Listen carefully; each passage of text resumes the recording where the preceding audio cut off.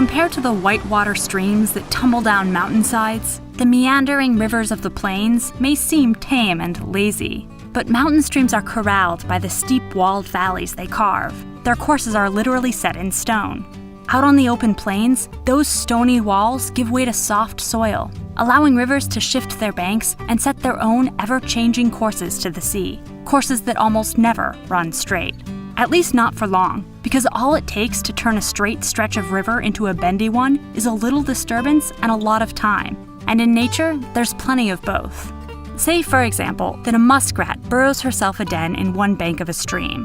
Her tunnels make for a cozy home, but they also weaken the bank, which eventually begins to crumble and slump into the stream. Water rushes into the newly formed hollow, sweeping away loose dirt and making the hollow even hollower, which lets the water rush a little faster and sweep away a little more dirt, and so on and so on.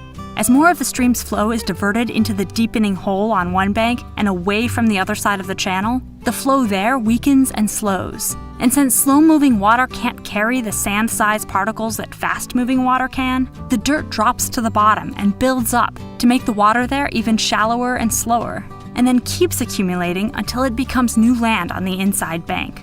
Meanwhile, the fast-moving water near the outside bank sweeps out of the curve with enough momentum to carry it across the channel and slam it into the other side, where it starts to carve another curve, and then another, and then another, and then another.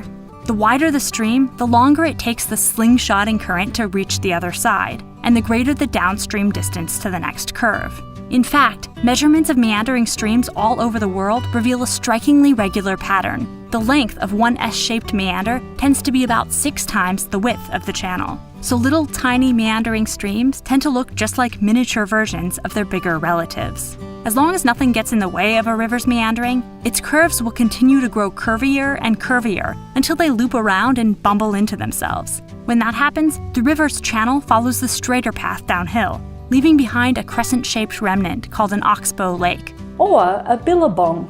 O un lago en herradura. Ou un bras mort. We have lots of names for these lakes, since they can occur pretty much anywhere liquid flows, or used to. Which brings up an interesting question. What do the Martians call them?